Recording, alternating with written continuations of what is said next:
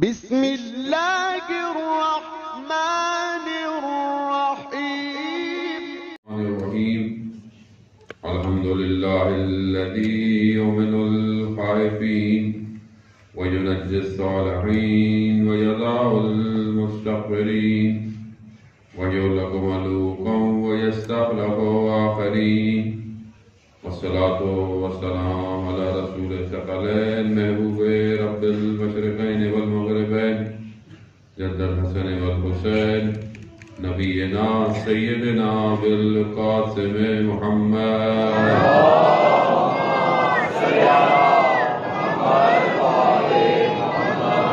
وعلى آله الطيبين الطاهرين المعصومين، لا سيما بقية الله بالأرضين، روحي وأرواحنا لتراب مقدمة الفداء، ولعنة الله على أعدائهم أجمعين. بسم الله الرحمن الرحيم. رب اشرح لي صدري ويسر لي أمري واحلل عقدة من لساني يفقهوا قولي. أما بعد، فقد قال الله تبارك وتعالى في كتاب الحكيم والقرآن المجيد: وما خلقت الجن والإنس إلا ليعبدون. صلاة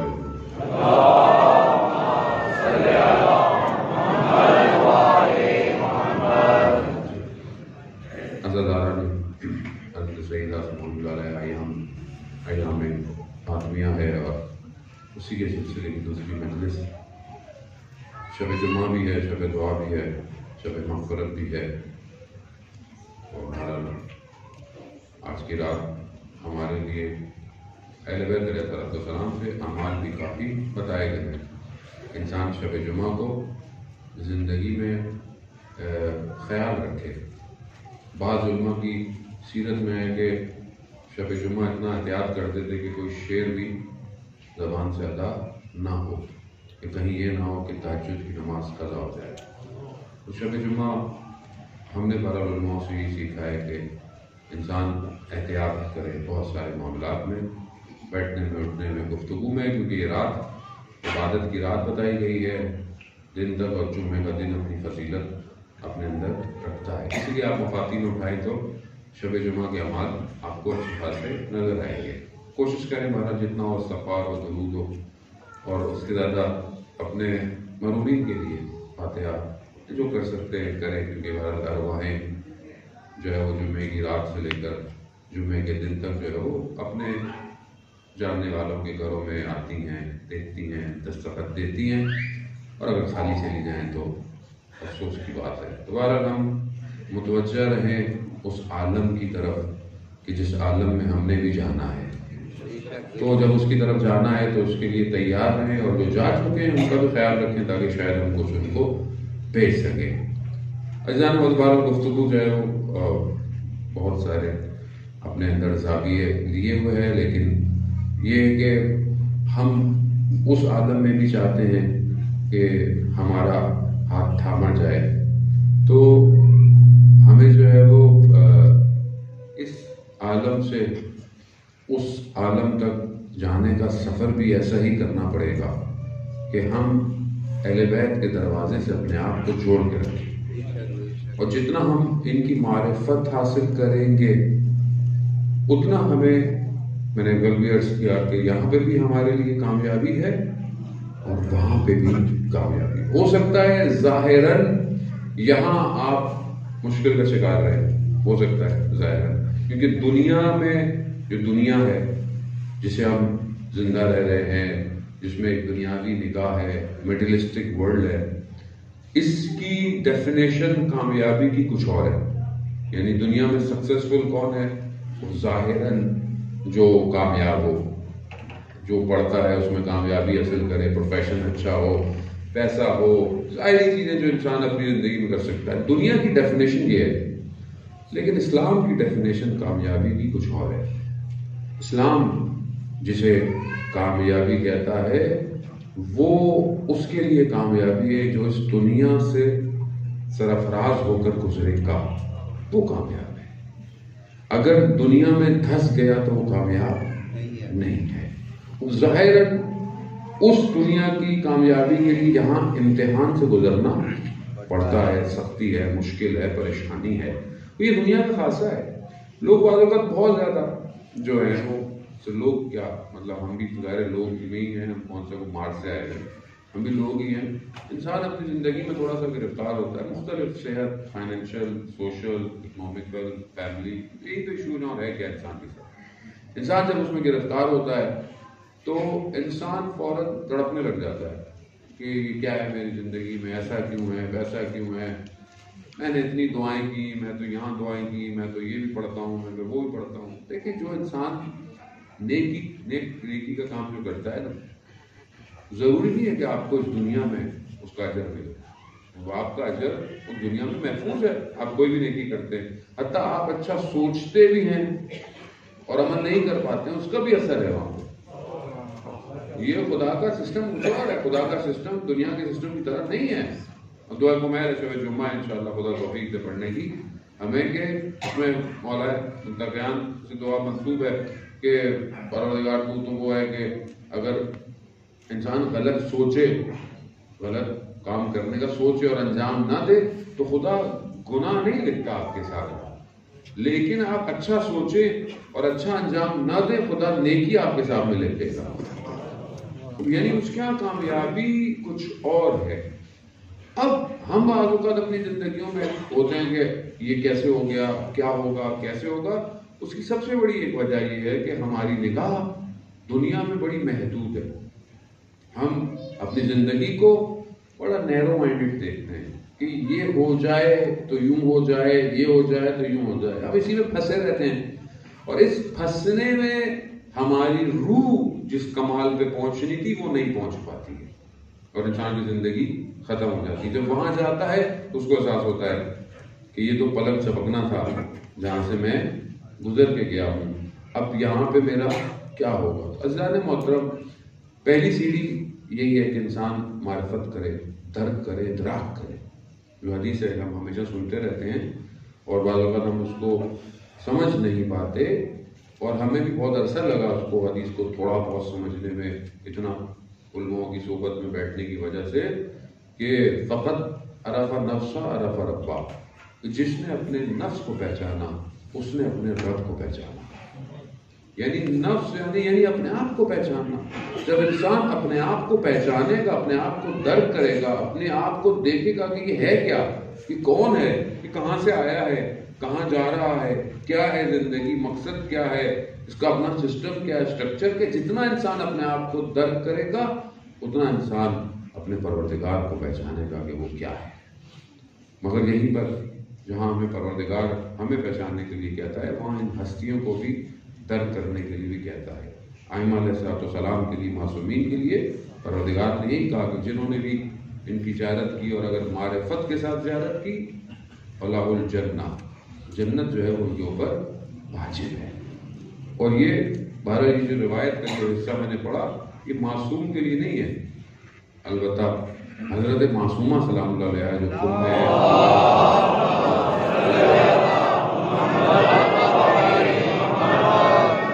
14 معصومین میں سے نہیں ہے، لیکن آج اللہ علیہ بحجت فرماتے ہیں کہ 14 معصومین کے بعد جو ہے یہی ہستیاں ہیں، حضرت عباس علیہ السلام، حضرت زینب علیہ السلام سلام اللہ علیہ اور حضرت فاطمہ معصومہ سلام اللہ علیہ، وہ مقام ہے. لیکن اس خاتون کے لیے 3 ائمہ نے احادیث بیان کی ہیں، بلکہ 4 ائمہ نے جو ہے وہ بیان کی ہیں، اور والد نے، بھائی نے، بھتیجے نے جو ہیں وہ ایک ہی کانٹیکسٹ ہے تقریباً. امام جعفر صادق کا بھی حدیث ہے، اس کا بھی ایک ہی کانٹیکسٹ ہے. حدیث کا متن آگے شروع کا جو ہے وہ ڈفرینٹ، آخر میں اکثر نے یہی لکھا ہے کہ جس نے بھی زیارت کی اس کے اوپر جنت واجب. یعنی کیسی زیارت کریں، مطلب زیارت کا مطلب ملاقات کریں، جائیں، دیکھیں، جو ظاہری زیارت ہے، لیکن جنت واجب ہے. اب یہ جنت کیسے واجب ہوگی؟ اب آپ سوچیں کہ انسان جنت میں کیسے جائے گا، جنت میں کیسے جا سکتا ہے؟ وہ انسان عمل صالح کرے، یعنی نیک عمل کرے، انجام دے. یہ نیک عمل اس کا، یعنی پہلے تو لے عمل کو، پھر انجام دے، پھر انجام جب دے گا تو اس عمل نیک کے جو اثرات ہیں اس کی روح کے اوپر آئیں گے. جب اس کی روح کے اوپر آئیں گے تو روح بلند ہوگی، یعنی روح اس مقام پہ جائے گی کہ یہ اس قابل ہو جائے کہ یہ جنت میں جائے، یعنی پروسیجر سے گزریں گے تو آپ جنت پہ جائیں گے۔ آپ پہلے عمل لیں، انجام دیں، اور پھر آپ کی روح اتنی بلند ہو کہ جنت کا دروازہ آپ کو کہتی آ جائیں گے۔ خوب یہ ایک پروسیجر ہے پورا، لیکن یہاں پہ کیا ہے؟ زیارت کرو، فلاح الجنہ، جنت تمہارے اوپر واجب ہو۔ یہ کون سا عمل ہے پروردگار کہ میں تو صرف زیارت کر رہا ہوں، اور میں سے کوئی بھی ہوں، اس کا مطلب کیا ہے؟ یعنی جس کی میں زیارت کر رہا ہوں اس کی روح اتنی طاقتور ہے، یعنی اس کی روح اتنی طاقتور ہے کہ ایک نہیں، جتنے بھی آئیں گے قیامت تک آتے رہیں گے۔ وجب لہ الجنہ، جنت واجب ہے، یعنی وجود ایسا ہے کہ آپ کو اس سے گزرنا نہیں ہے کہ عمل صالح۔ اچھا صحیح مطلب نہیں، بعض اوقات ہم حدیثیں پڑھتے ہیں، بعض لوگ کہتے ہیں اچھا مولانا اب عمل کرنا چھوڑ دیں، نہیں ایسا نہیں ہے، باقی روایتیں بھی شامل ہیں، لیکن میں اس ہستی کی معرفت کی بات کر رہا ہوں کہ وہ کیسا مقام ہے کہ معصومین یہ کہہ رہے ہوں۔ معصوم ظاہر ہے، معصوم جو کہتا ہے وہ اپنی طرف سے تو نہیں کہہ رہا، ظاہر ہے جو کہتا ہے وہ خدا کی طرف سے ہے اور صدق ہے وہاں پر ہمیشہ۔ اب ایک ایسی خاتون کے جس کے وجود میں، جس کے یہاں آپ نے قدم رکھا اور آپ نے ذریعہ کو دیکھا، ٹھیک ہے، اور بھلا جتنی انسان معرفت حاصل کر سکتا ہے کرے، جنت اس کو واجب ہوتی جا رہی ہے، ٹھیک ہے۔ اب ایک خاتون یہ کیسے اس مقام پہ پہنچ سکتی ہے؟ خاص طور پر حضرت معصومہ سلام اللہ علیہ۔ عزیزان محترم، بہرحال حضرت معصومہ کے اپنے کمالات ہیں، اپنے فضائل ہیں، لیکن میں جس کی طرف اشارہ کرنے کے لیے آپ کو یہ مقدماتی زحمت دی وہ یہ تھی کہ آیت اللہ مراشی نشوی کے جو والد صاحب تھے، نجف اشرف میں تھے، انہوں نے ایک عمل کیا کئی دن کا، اور وہ عمل اس لیے تھا کہ حضرت زہرا سلام اللہ علیہ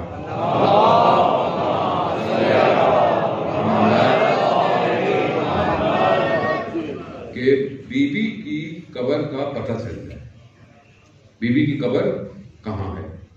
یہ بعض وقت ہم لوگ جنت البقیع کی تصویریں دیکھتے ہیں اور وہ قبر جو سامنے آتی ہے، پھر 4 معصومین کی 5 معصوم قبر ہے، وہ قبر فاطمہ بنت اسد کی ہے، وہ بی بی کی قبر نہیں ہے۔ ہماری ایک اچھی خاصی میجورٹی کو پتہ نہیں ہے، ہم ہوئے ہوئے سنتے ہیں کہ بی بی قبر کا نشان نہیں، لیکن میں نے محسوس کیا ہے لوگوں میں کہ لوگوں کو نہیں پتا کہ وہ قبر بی بی کی قبر نہیں ہے۔ بی بی کی قبر کا نشان کسی کو بھی نہیں، کیونکہ جب دفنایا گیا تھا مولا متقیان نے 40 قبریں بنائی تھیں تاکہ اصلی قبر کا پتہ وہ مصلحت تھی، اس کے بعد بالکل ہی صاف کر دیا۔ اب انہوں نے یہ جو عمل کیا کہ مجھے بی بی کی قبر پتہ چلے، تو ان کے خواب میں امام جعفر صادق علیہ السلام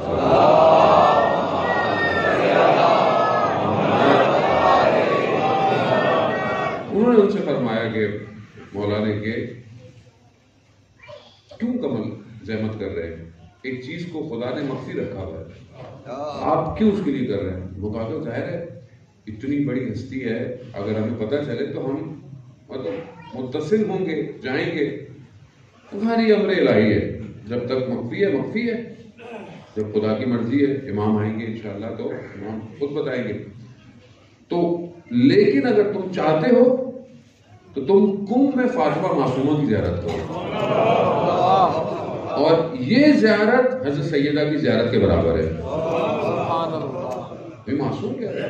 اور پھر اس کو جو لوگ وہاں، جیسے ہم تو طالب علم وہاں رہے، ہم نے تو انہیں سے سب کچھ لیا، ہمارا تو اپنا کچھ بھی نہیں، سب انہیں کا لطف ہے، تو وہ اس کو محسوس کرتے ہیں، اور جو بڑے علماء ہیں انہوں نے اس کو ادراک کیا ہے کہ یہ جو بیوی کے لیے ہے، آپ زیارت نامہ جو پڑھتے ہیں حضرت معصومہ کا، وہ معصوم کی تعلیم یافتہ ہے، یعنی خود 8ویں امام نے وہ زیارت تعلیم کی ہے۔ یہ بہت تھوڑے معصومین کے لیے یہ زیارت جو ہے، جیسے حضرت عباس علیہ السلام کی زیارت جو ہے وہ امام جعفر صادق علیہ السلام نے تعلیم کی ہے، یعنی آسان نہیں، ہاں، یعنی وہ فضیلت خود امام انسان کامل ہوتا ہے، امام کہہ رہا ہے السلام علیکہ یا عبد صالح، یعنی حضرت عباس کے لیے عبد صالح معصوم فرما رہے ہیں. کیا فضیلت ہوگی، بہرحال اس کو ہم کیا بیان کریں. وہ شعر بہت اچھا پڑھا، بہرحال زبردست تھا. لطف آیا کہ امام حسین کو یقین تھا شمع گل کرنے کے بعد کہ اندھیرے میں کہا کہ حضرت عباس سے کہ عباس شمع کو روشن کرو. یعنی کیا تھا، یعنی پتا تھا کہ عباس نے تو جانا ہی، کیسے جاتا. عباس کے تو نام میں ہی وفا ہے. عباس کہاں سے جائے گا، عباس تو بنا ہی حسین کے لیے، تو نہیں جا سکتا. عزیزان محترم سمجھنے کی کوشش کریں. یہ جو رابطے ہیں، یہ ارتباط ہیں، یہ خامخواہ نہیں ہے، ان کے پیچھے حکمت ہے. اب حضرت معصومہ سلام اللہ علیہ کی جو زیارت ہوتے ہیں، یا فاطمہ اشفعی لی فی الجنہ، کہ اے فاطمہ میری جنت میں میری شفاعت کیجئے گا. شفاعت جنت میں جانے کے لیے ہے. یہ جنت میں کون سی شفاعت ہے؟ میں جنت میں جانا چاہتا ہوں تو ہم کہتے ہیں شافی ہو، شفاعت ہو، لیکن اب جنت میں چلے گئے تو اب کون سی شفاعت ہے؟ کہا جنت کے درجات اتنے ہیں کہ جنت کے اندر کی شفاعت ان کے پاس ہے، اور 2 عالم کے لیے خاتون کو بنایا گیا ہے.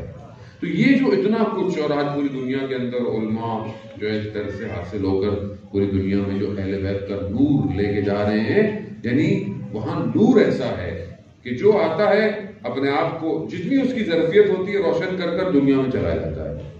110 سے زیادہ ممالک کے اسٹوڈنٹ جو ہیں وہ وہاں پر پڑھتے ہیں. تو یہ جو نور ہے یہ کیا ہے؟ علماء بیان کرتے ہیں کہ وہ اصل حضرت سیدہ کا نور ہے جو اس وجود کے ذریعے سے پوری دنیا میں پھیل رہا ہے. اس لیے کہا کہ اگر زیارت وہاں نہیں مل سکتی تو یہاں پر آ کر زیارت کریں حضرت فاطمہ سے. یہ لطف، یہ جھلکی ہے، یہ ایک چھوٹی سی تجلی ہے. یعنی اس لیے کہا گیا کہ اپنے گھر میں بیٹی ہو تو فاطمہ ضرور ہونی چاہیے. کیوں ہونی چاہیے؟ کیونکہ وہ تجلی ہو، چاہے نام ہی سے کیوں نہ ہو. بہت ضروری ہے عزیزان محترم. ہم تو ماڈرن زمانہ ہو گیا، نام بھی ماڈرن رکھنے ہیں. 5G ٹیکنالوجی آ گئی ہے تو نام بھی ذرا آکٹا اور بیٹا والی زون میں ہونے چاہیے لوگوں. وہ لوگ ایسے ناموں کو بگاڑ دیتے ہیں آج کل، اچھے خاصے نام. کیوں؟ نیا نام بتائیں. نیا نام کیا بتائیں ظالم؟ ہمارا مرنا جینا اہل بیت کے ساتھ ہے. ہماری شناخت، ہماری کیا شناخت ہے؟ ہماری اپنی کوئی شناخت نہیں ہے. اگر یہ نہ ہو تو ہم تو انہی کی طینت سے خلق ہوئے، تو ہم نام بھی پھر وہی رکھیں گے جو ان کے نام ہے. یہ لطف ہے جانے محترم، یہ حسرت ہے کہ لوگ اپنے گھروں میں نام علی، فاطمہ، حسن، حسین، رضا، کاظم، جواد، تقی، ہادی، مہدی، یہ محمد، یہ نام یعنی وجود پہ اثرات مرتب کرتے ہیں. تو یہ بہت ضروری ہے کہ ہمارے گھروں میں یہ نام ہونے چاہیے. تجلی ہے. اب یہ جو معرفت ہے حضرت سیدہ کی کہ ہم اس کو کیسے حاصل کریں. تو بہرحال میں بہت زیادہ زحمت نہیں دوں گا آپ کو. اس میں سماعت ہے کہ جو ہے وہ آپ اپنے غور سے سنتے ہیں کہ چھٹے امام کی خدمت میں شخص حاضر ہوا.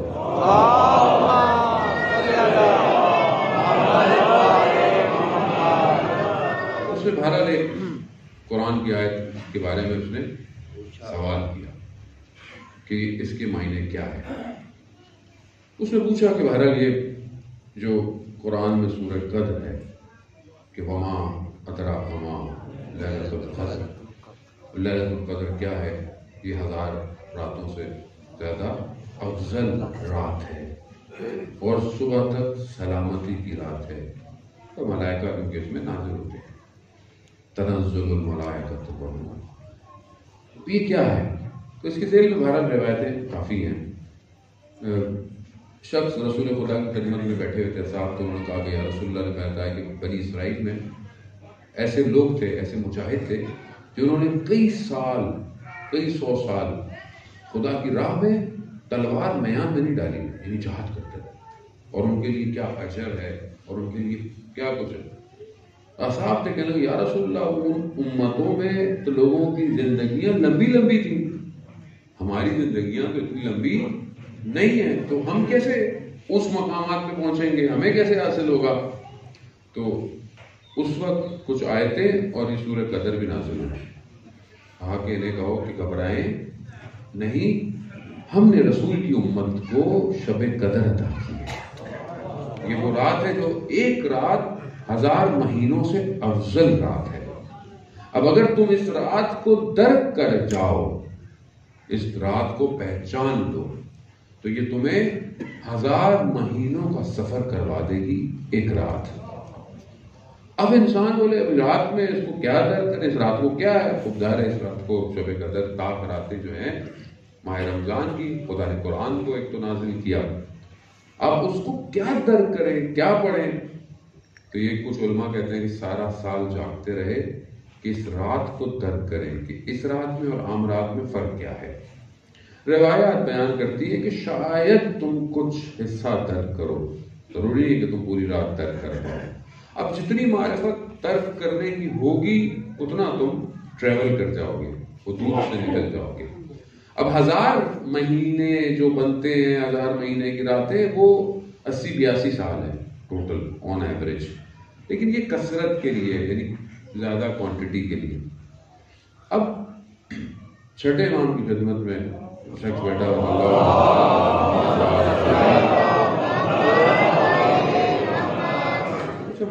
لیلۃ القدر.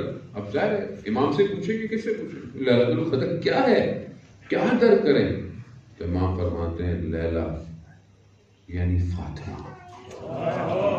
قدر یعنی پروردگار، یعنی فاطمہ کو درک. مگر قرآن پہلے ہی کہہ رہا ہے، کیا کہہ رہا ہے؟ اِنَّا أَنزَلْنَاهُ فِي لَيْلَةِ الْقَدْرِ وَمَا أَدْرَاكَ مَا لَيْلَةُ الْقَدْرِ. قرآن کہہ رہا ہے کہ تم نہیں درک کر سکتے کہ فاطمہ کیا ہے، نہیں کر سکتے. اور یہ جو بی بی کا نام ہے فاطمہ، اس کے ذیل میں کئی روایات ہیں کہ فاطمہ کے معنی کیا ہیں. ایک معنی یہ ہے کہ مخلوق حضرت کے فضائل کو درک نہیں کر سکتی، اس لیے اس کا نام فاطمہ رکھا گیا.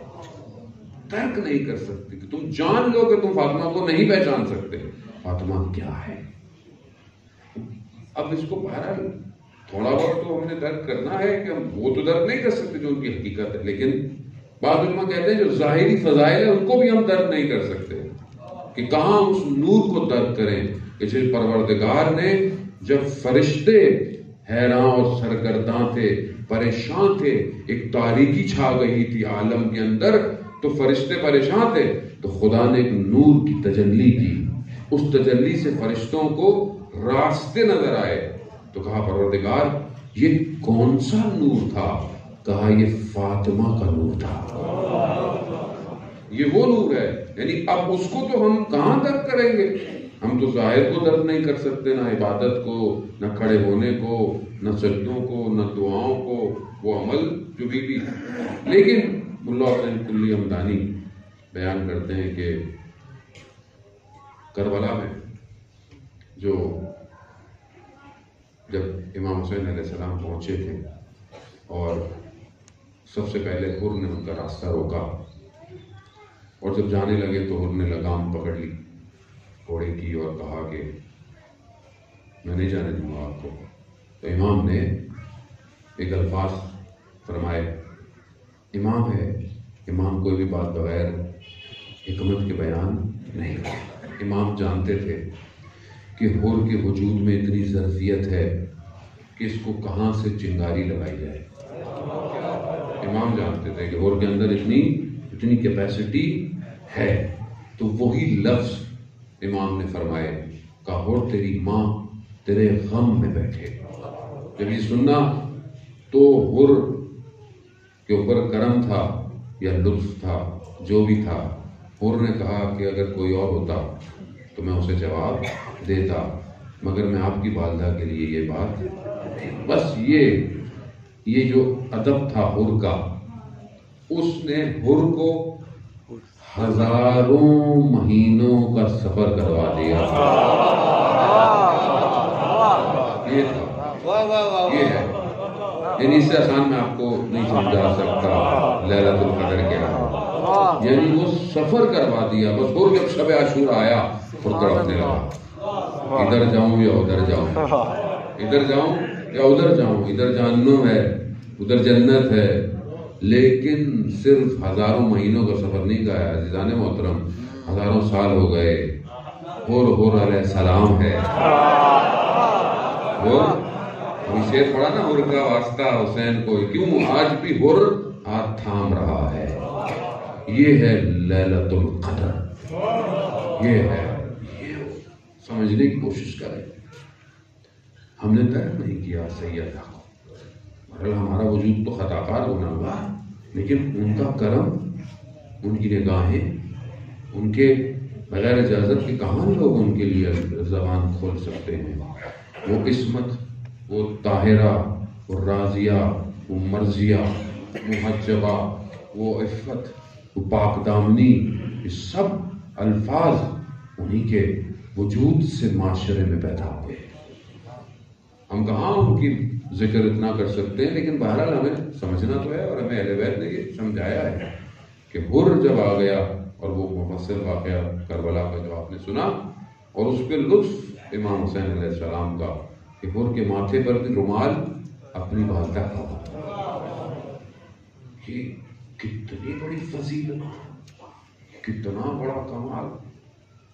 اور حر اپنے وجود میں جو ہے وہ ابھی لوگوں کی تصویری کرتا ہے, لوگوں کو پکڑتا ہے. ایک عالم دین واقعہ بیان کرتے ہیں کہ میں بڑا مریض تھا, بیمار تھا, مشکلات مجھے کچھ لوگ لے کے گئے حضرت حر کے روزے پر, میں ہل نہیں سکتا تھا, مجھے چھوڑ کر وہ اطراف کی زیارتوں میں چلے گئے. میں نے دیکھا ایک عرب کی بدو عورت جو ہوتی ہے وہ آئی, اور اس نے زری کو پکڑا حر کی, اور زری کے اندر اپنے ہاتھ ڈالے اور کہا کہ یا کاشف الکرب عن وجہ حسین, ہے وہ جو حسین کے چہرے سے غم ہوتا ہے, میرا بھی غم جو ہے وہ حسین کے صدقے میں دور کرو.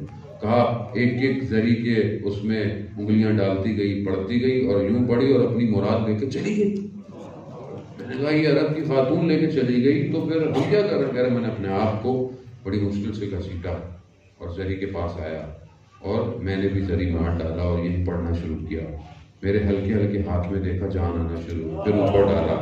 آہستہ آہستہ میں خود کھڑا ہو گیا, اور جب میرے وہ آئے تو میں نے دیکھا کہ میں سالم ہوں. حضرت حر نے مجھے شفا دے دی. اب یہ شفا کہاں سے, مطلب حضرت حر کا وجود کہاں سے اس منبع کو لے رہا ہے. یہ وہی ہے کہ وہ جو اس نے احترام کیا تھا, یہ اس کا احترام آج تک اس چشمے کو جاری کر رہا ہے. عزیزان محترم سمجھیں, میں نے کوتاہی کی ہے, مسلمان کوتاہی پہ ہے کہ مسلمان نہیں پہچان رہے رسول کی بیٹی کو. رسول کی بیٹی کو عام بیٹی نہیں تھی, ام ابیہ. رسول خدا فرما رہے ہیں, رسول کوئی بات, قرآن کہہ رہا ہے کہ رسول کوئی بھی بات اپنے جذبات میں یا اپنے احساسات میں نہیں کہتے. جب رسول بیٹھے ہوتے تھے تو جب بی بی تشریف لاتی تھی تو کھڑے ہو جاتے تھے. کھڑے ہو جانا رسول کا کسی کے احترام میں, ادب میں بھی آسان نہیں ہے. پھر کھڑے ہو کر دوبارہ اپنی جگہ پر اپنی بیٹی کو بٹھانا, یعنی نبی جب کھڑا ہو جائے, وہ بھی خاتم الانبیاء ہو, تو گویا 1,24,000 پیغمبر کھڑے ہو گئے, اور پھر نبی کھڑے ہو کر اپنی جگہ پہ کسی کو بٹھا دیں, یعنی نبوت اپنی جگہ چھوڑ کر فاطمہ کو بٹھا رہی ہے. اور پھر ہاتھ تھام کر بی بی کے ہاتھ کا بوسہ لیتے تھے. یہ 3 کام ہیں جو کہتے تھے کہ جب بھی فاطمہ کو دیکھتے تھے تو انجام دیتے تھے. یہ کیا مقام ہے, یہ مقام ہے عزیزان محترم کے جب آیت تطہیر نازل ہوئی تو رسول خدا کہتے ہیں کہ میں اپنے بدن میں ضعف محسوس کر رہا ہوں, بدن میں ایک کمزوری محسوس کر رہا ہوں. تو کہاں گئے؟ فاطمہ کے گھر گئے, فاطمہ کے گھر گئے. اور وہ چادر کے اندر جو حدیث کے ساتھ سنتے ہیں پورا واقعہ, یہ سب یعنی یہ جو محور ہے, یہ محور سیدہ ہے. اس محور کے گرد معاملہ گھوم رہا ہے. اور وہ حدیث قدسی جو بیان کی جاتی ہے کہ میں خلق نہیں کرتا محمد کائنات کو اگر میں آپ کو خلق نہیں کرتا، اور میں آپ کو بھی خلق نہیں کرتا اگر میں علی کو خلق نہیں کرتا، اور میں علی کو بھی آپ کو بھی اور کائنات کو خلق نہیں کرتا اگر میں فاطمہ کو خلق نہیں کرتا۔ یعنی وجود خلقت کائنات حضرت سیدہ ہے۔ اور ہم بہرحال مسلمان دھوکے میں آ گئے، کس میں آ گئے، سنی شیعوں کے معاملات میں ہم بٹ گئے، ڈسٹریبیوٹ ہو گئے اور اس معرفت سے محروم ہو گئے۔ ورنہ وہ کردار کہ جسے خود رسول کہہ رہے ہیں کہ سیدۃ النساء العالمین ہے، پورے عالمین کے لیے سردار ہے یہ خاتون، عزیزان محترم، تو ہماری کوتاہی ہے، میری کوتاہی ہے۔ تو آئے ہم درک کریں، ہم اس در پر جائیں، ہاتھ کو تھامیں، دیکھیں کہ یہ سیدہ نبوت کو امامت سے کیسے متصل کر رہی ہے۔ یہی ایک وجود ہے کہ جس کے وجود سے جو ہے وہ امام جو ہیں وہ اس دنیا کو عطا ہو رہے ہیں۔ اور آج جو آخری فرزند غیبت کے پردے میں ہے، جو یوسف زہرا ہے، وہ اسی انتظار میں ہے کہ ہم صحیح معرفت حاصل کریں اور ہم اپنی زندگیوں پہ اثرات دیکھیں۔ دیکھیں معرفت کیسے ہوتی ہے۔ آپ بولیں کہ میں فلانی چیز کے بارے میں جانتا ہوں، مثال کے طور پر کوئی کھانا ہے، آپ کو پتا ہے، آپ کہیں مجھے اس کی کھانے کی معرفت ہے، وہ کیا معرفت ہے؟ وہ میٹھا ہے، کڑوا ہے، اس کا ٹیسٹ کیا ہے، اس میں چیزیں کون سی ہیں، انگریڈینٹس کیا ہے، کہاں سے آیا ہے، کیسے بنا ہے، حلال ہے، حرام ہے، نقصان دہ ہے، فائدے مند ہے، یہ معرفت ہوتی ہے۔ اب آپ بولیں مجھے معرفت ہے، اور مثال کے طور پر معرفت کیا ہے کہ یہ آپ کے لیے مضر ہے، نقصان دہ ہے۔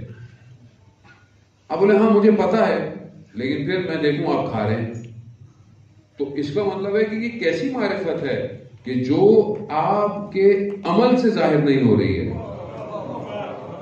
آپ کہہ رہے ہیں ہاں میٹھا ہے، ڈاکٹر نے مجھے منع کیا ہے، لیکن میں کھا رہا ہوں۔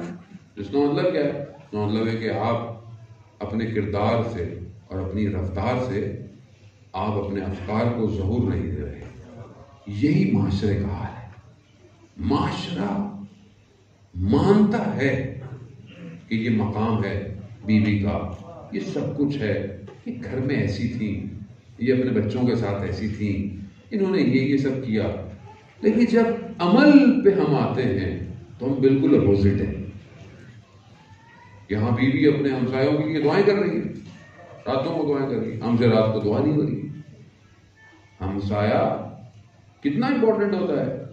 یہ بیوی جو ہے وہ دعائیں کر رہی ہے۔ امام حسن مصطفیٰ سے روایت بھی ہے کہ والدہ جو ہیں وہ رات کو دعائیں کرتی تھی سب کے لیے۔ میں نے کہا کہ اپنے لیے تو دعا کریں۔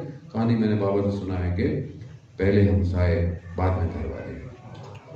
خود یہ اب یہ بات کتنی ظاہراً تو بڑی نارمل سی ہے، لیکن آپ اگر ظاہر میں دیکھیں، مطلب اپنی پریکٹیکل دیکھیں تو ہم پریکٹیکلی کیسے ہیں کہ ہمارے وجود سے ہمارے ہمسائے کو پرابلم نہ ہو یا ہم اس کا خیال رکھیں۔ سید مہدی بحر العلوم اتنے بڑے عالم دین کہ جن کے لیے آغا مرزا امی نے ان سے سوال کیا کہ ہم دونوں ساتھ پڑھتے تھے، البتہ مرزا امی بھی بہت بلند مقام رکھتے ہیں، قم میں دفن ہے شیخین قبرستان میں، کہ میں اور آپ ساتھ پڑھتے تھے، لیکن یہ آپ کے پاس جو علم ہے یہ کیسے آیا، کس طرح آ گیا؟ تو کہتے ہیں اپنے آہستہ سے اپنے لبوں کو ہلا کر انہوں نے کہا کیسے نہ آتا، جسے امام زمانہ نے اپنے سینے سے لگایا، کیسے نہ آتا۔ برابر واقعہ کل اگر مجھے توفیق ہوئی تو پڑھوں گا کہ کیسے ان کی ملاقات ہوئی۔ وہ کہتے ہیں کہ ان کا ایک اور شاگرد طالب تھا آغا عاملی، وہ نجف میں تھے، تو اپنے خادم کو بھیجا، اس نے دروازہ کھٹکھٹایا، کھانا کھا رہے ہیں، وہ آ گیا تو اس کی آواز سے پہچان گئے کہ سید کا خادم آیا ہے۔ کہا سید نے بلایا ہے۔ کہاں میں پہنچا، سید کہنے لگے کہ تمہارا ہمسایہ چند دن سے جو ہے وہ فاقے کے اندر ہے، اور وہ کچھ دنوں سے قرض لے کر کھجور کھا رہا تھا، اس کی پورا گھر، اور آج اس کو دکان والے نے کھجور بھی قرض دینے سے منع کر دیا، اور تم کھانا کھا رہے، تمہیں پتہ ہی نہیں۔ کہا کہ سید مجھے واقعاً پتہ نہیں ہے، کہا ہو، یعنی پتہ ہوتا. آپ کو پتہ ہے روایت میں ہے کہ اگر انسان کو پتہ ہو اس کا ہمسایہ یا اس کے جاننے والا بھوک اور افلاس میں اور آپ اس کو عمل نہیں آپ کا ہو تو انسان یہودی اور عیسائی مرتا ہے، یعنی اتنا سخت ہے. تو کہا کیا کروں؟ کہا یہ کھانا ہے، جاؤ لے کر جاؤ. کچھ پیسے بھی رکھے گا، کیا بتانا نہیں. یہ کیا دروازہ کٹکھٹایا، کہا میں ہمسایہ ہے بتا، کہتا میں چاہ ہوں آج آپ کے ساتھ کھانا کھاؤں. بسم اللہ. جب کھانا ہٹایا تو اس نے بولا یہ کھانا تو آپ کا نہیں لگتا، یہ کسی بڑے سید کا لگتا ہے کھانا، آپ جب تک بتائیں گے نہیں میں نہیں کھاؤں گا. کہا کہ بہرحال ایسے ایسے معاملہ ہے، میں کیا کروں؟ تو کہتا ہے وہ آنسو ہے اس کی آنکھوں میں. کہا یہ بات یا میں جانتا تھا یا خدا جانتا تھا. یعنی کردار کیسا کردار ہے، صدر اسلام کی بات ہے. ایک شخص جو تھا مدینہ میں، اس کی زوجہ مہمان کو بلاتی نہیں تھی کہ مہمان نے پر کنجوسی تھی یا جو بھی تھا، بخل تھا، جو بھی تھا، بخیل ہوتا ہے انسان کہ مہمان نہ آئے، خرچہ ہو جائے گا، یہ ہو جائے گا. مطلب وہ چاہتا تھا. تو رسول کی خدمت میں پہنچا، یا رسول اللہ کیا کرے؟ کہا مجھے دعوت دو. رسول کو دعوت دی اور کہا کہ جب ہم آئیں، جب ہم کھانے کھا رہے ہوں تو اپنی زوجہ کو بولنا باورچی خانے سے ہم دیکھے. تو جب وہ کھانا کھانے لگے تو اس کے اوپر سے برزخ کی آنکھ ہٹی تو اس نے دیکھا کہ جو کھا رہا ہے، جو بھی شخص کھا رہا ہے وہ اپنی جیب سے اپنا کھانا لا رہا ہے. یعنی کیا؟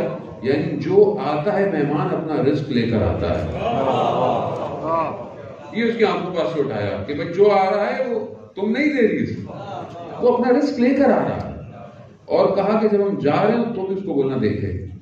تو جب وہ جا رہے تھے تو اس نے دیکھا کہ دروازے کے پاس سانپ اور بچھو ہیں، کہ جو بھی جا رہا ہے وہ ایک ایک سانپ اور بچھو کو اٹھا کے لے کے جا رہا ہے. یعنی کیا؟ کہ جب مہمان تمہارے گھر سے جاتا ہے تمہارے گھر کی مشکلات کو باہر لے کے جاتا ہے. یعنی کتنا ایک آسان سا فارمولا ہے.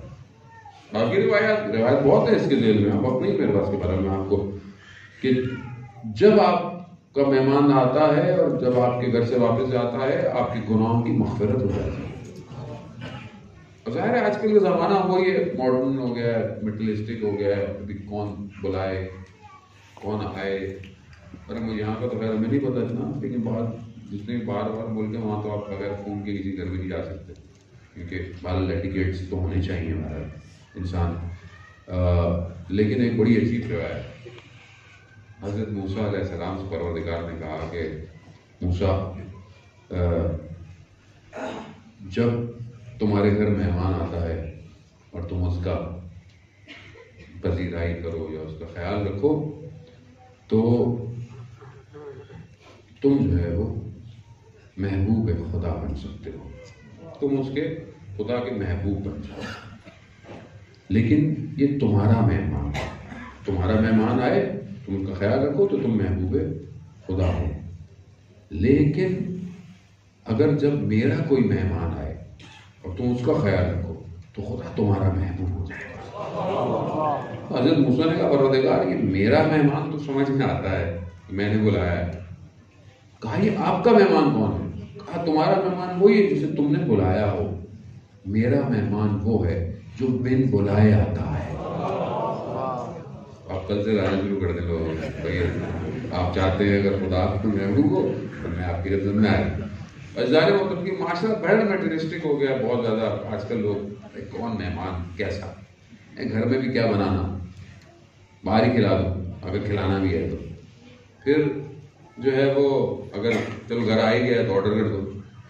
وہ برکتیں، مشکلات، جو انسان کی محبتیں وہ ختم ہو گئی ساری. آج افسوس ہوتا ہے، پر میں بھی اس معاشرے کا فرد ہوں، کوئی مارس سے تو نہیں آیا.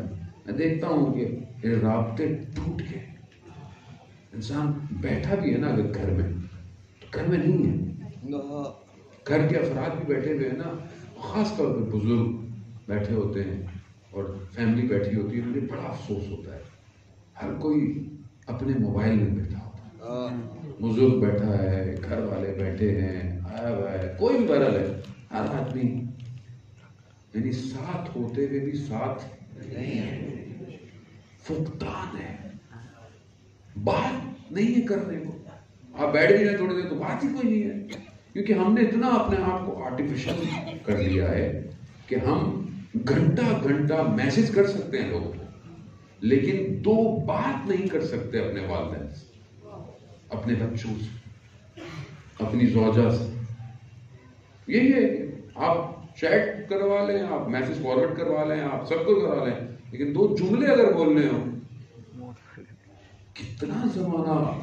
اور یہی ٹوٹتی ہوئی چیز ہماری زندگی میں معرفت سے دور کر رہی ہے. جب ہم اتنے سخت ہو جائیں گے، جب ہم اتنے آرٹیفیشل ہو جائیں گے، کہاں وہ سیرتیں ہمارے گھروں کے اندر نظر آئیں گی؟ کہاں وہ گھر جسے ہم فاطمی گھر کہیں، وہ کہاں ہوگا ہمارے گھر میں؟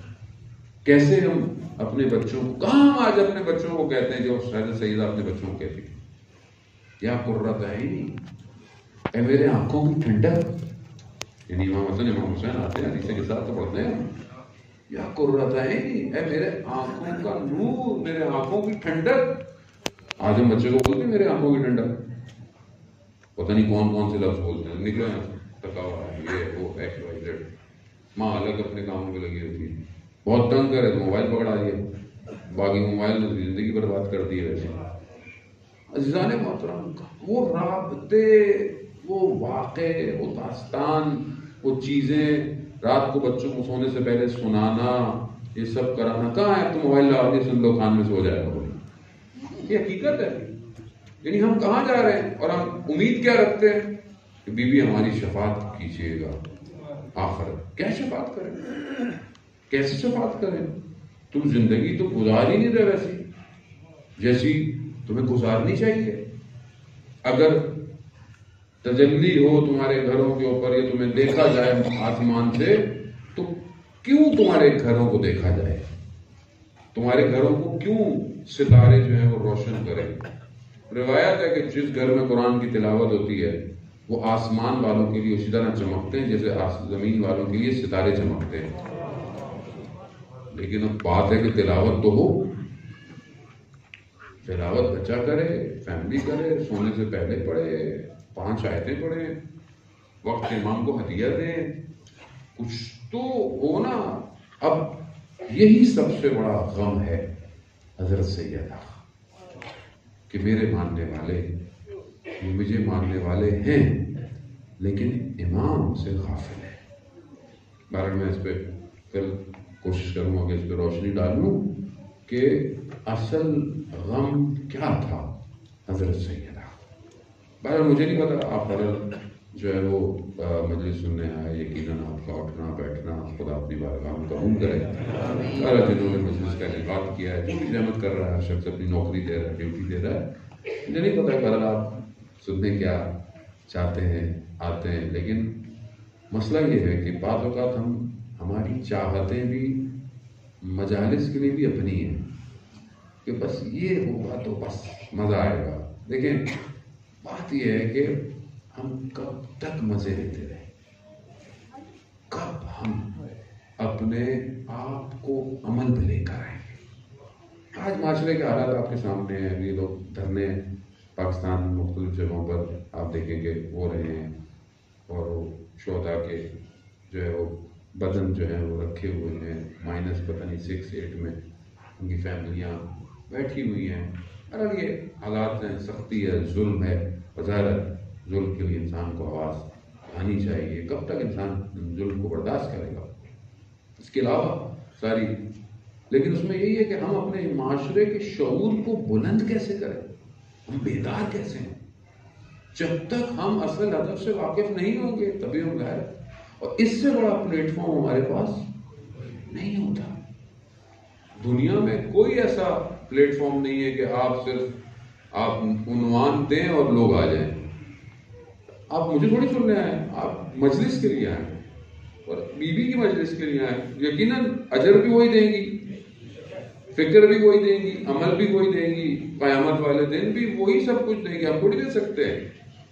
لیکن اس کے لیے ہمیں حرکت کی ضرورت ہے. اپنے وجود کو موو کریں. کہاں کریں؟ جیسا وہ چاہتے تھے، جیسا وہ چاہتے ہیں. اور کربلا اسی کی نشاندہی ہے. کہ بی بی نے جن بچوں کی تربیت کی ان بچوں نے اپنے آپ کو اسلام کے لیے قربان کر دیا، یعنی کسی چیز کو اپنے دین کے اوپر فوقیت نہیں دی۔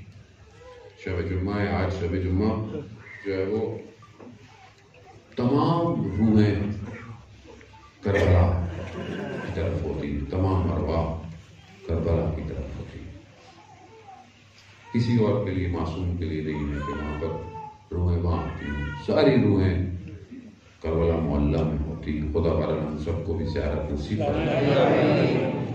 گزار یہ اس سال یہ حالات وائرس کی وجہ سے، یہ لاک ڈاؤن، مشکلات، ٹریولنگ کی مشکلات، اس سے بڑا احساس ہوا کہ انسان بہت سی چیزوں کی قدر نہیں کرتا، جب اس سے وہ نعمت چھنتی ہے اسے قدر آتی ہے۔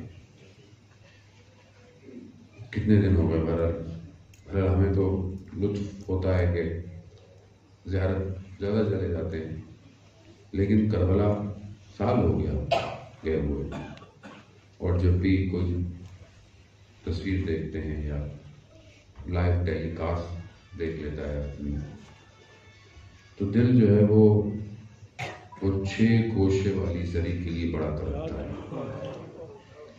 کہ پھر پتہ نہیں کون سی شب جمعہ ہوگی، ہم کربلا ہوں گے۔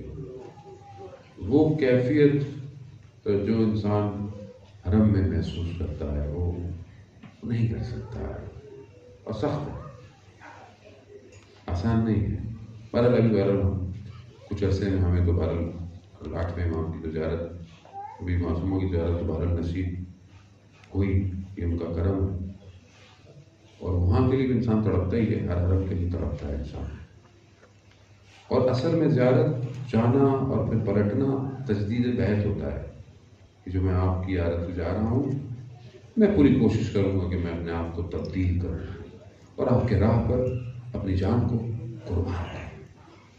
لیکن امام حسین سے قیمتی تو کوئی چیز نہیں ہے دنیا میں، جسے بی بی نے چکیاں پیس کے بالا، اس سے قیمتی تو کوئی سرمایہ نہیں ہے۔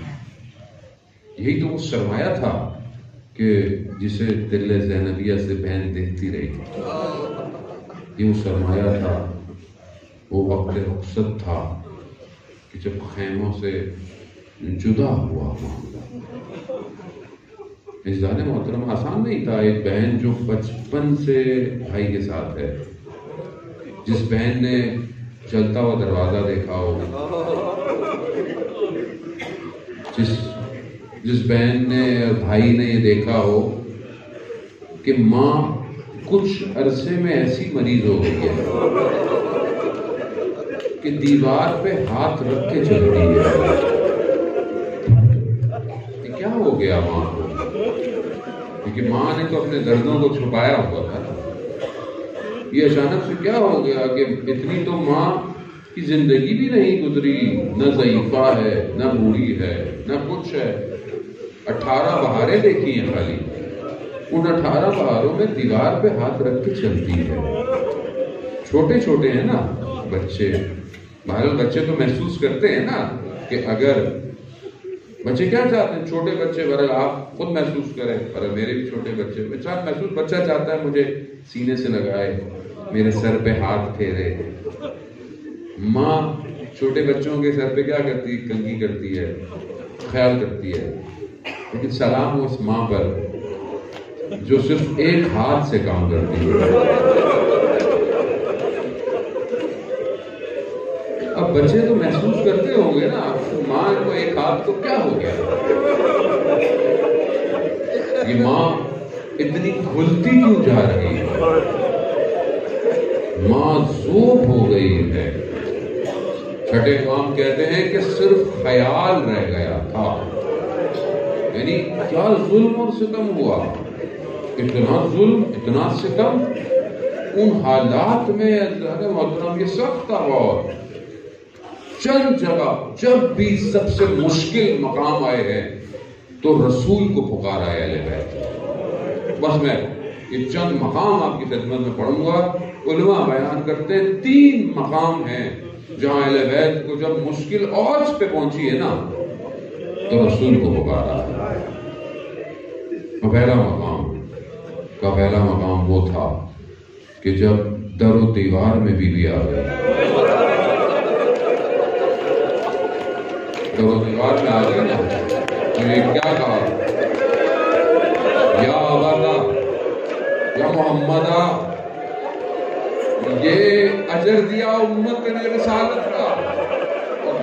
یعنی مصیبت تھی یہ آسان نہیں تھی کہ جب دروازے اور دیوار میں آئی تو کہا فضہ آئے اٹھائے محسن شہید، اس سے بڑی مصیبت اللہ اکبر اللہ اکبر۔ ہاں آزاداروں، یہ مصیبت کم نہیں تھی، یہ وہ اثرات تھے۔ پچھلے سال میں ایام فاطمیہ میں افریقہ میں تھا، تو وہاں کے لوگوں نے اس چیز کو کہ جو ایران کے اندر بھی بنایا جاتا ہے کہ جلا ہوا دروازہ دکھایا جائے، تھوڑا سا اس احادیث اور روایات کی روشنی میں تھوڑا سا ظاہری ویژول ایفیکٹ دکھایا جائے کہ محسوس ہو کہ کیا ہوا تھا۔ اور ہم نے دیکھا ہے لوگ وہ روایت پڑھتا ہے، ایک شخص پیچھے سے آواز آتی ہے، اس طرح ہوتا ہے، دروازہ گرتا ہے، لوگ اس کو محسوس کرنے کی کوشش کرتے ہیں اور لوگ بڑھ گریا کرتے ہیں۔ پڑھنا کچھ اور ہے، دیکھنا کچھ اور ہوتا ہے۔ اسی اسنا میں وہاں پہ یہ 2 دن انہوں نے بچوں نے بڑی محنت کی، جوانوں نے بڑی محنت کی اور مختلف کردار بنائے۔ تو ایک سیگمنٹ یہ تھا کہ دروازہ جلایا جائے گا، کچھ لوگ آئیں گے، دروازے جلتے ہوئے کو ٹانگ ماریں گے، اور پھر ایک شخص کو ابا میں چہرہ چھپا کر اس کے گردن میں رسی ڈال کر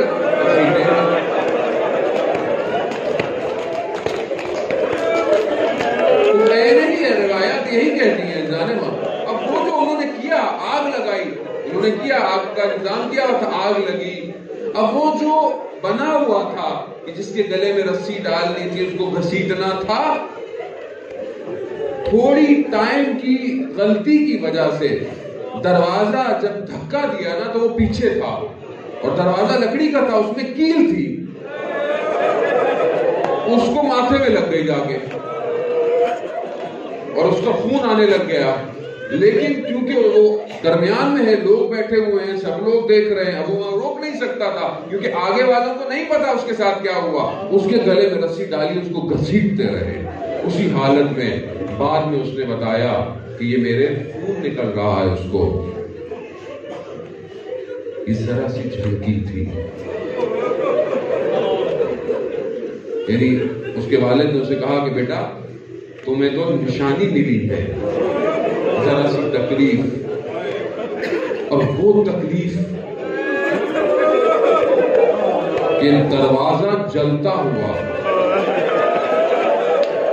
اور 40 لوگ گزر گئے دروازے سے۔ مطلب یعنی مشکل وقت ہے رسول کو پکارا۔ دوسرا مشکل وقت جو اہل بیت پر آیا وہ کیا ہے؟ وہ رات ہے کہ جس رات کو حسن حسین یتیم ہو رہے ہیں۔ یہ فضائل مسائل میں کل پڑھوں گا، لیکن وہ لمحہ کہ جہاں رات کی تنہائی میں، خلوت میں، بقی کے اندر میرا مولا تنہا جب اس امانت کو اتار رہا ہے، السلام علیکہ یا رسول اللہ، یہ جو آپ امانت دے کر گئے تھے یہ ویسے نہیں رہی امانت، یہ ہاتھوں کے برتن، یہ ٹوٹی ہوئی پسلیاں، یہ چہرے کی کبوت، کہتے امام سے اتنا سخت تھا بدن کو اتارنا کہ جیسے ہی قبر میں اتارا امام کے سینے پہ غم بیٹھ گیا اور امام بیٹھ گئے۔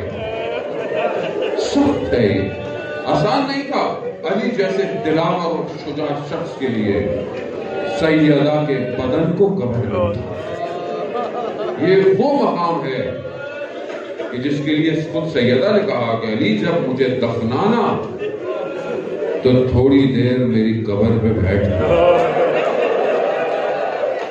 مونس اور آپس میں محبت اتنی ہے نا، آپس میں جڑے ہوئے ہیں کہ حضرت علی ان مشکلات کے باوجود جب گھر آتے تھے سیدہ کے چہرے کو دیکھتے تھے تو مشکلات، لیکن اب علی کیا کرے؟